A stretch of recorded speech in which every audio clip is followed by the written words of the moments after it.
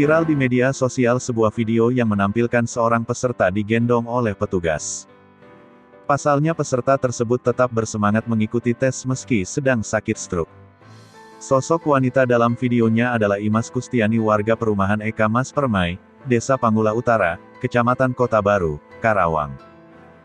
Dilansir dari Sripoku, dalam video yang diunggah tampak guru honorer tersebut kesulitan berjalan meskipun sudah memakai tongkat. Ia siap mengikuti tes untuk menjadi guru berstatus PPPK, namun kondisi fisiknya membuatnya sedikit terlambat memasuki ruangan.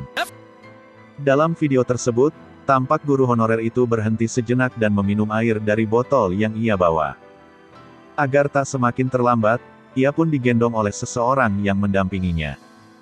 Ketika sampai di dalam ruangan, Ibu Imas diturunkan dari gendongan pria yang mendampinginya.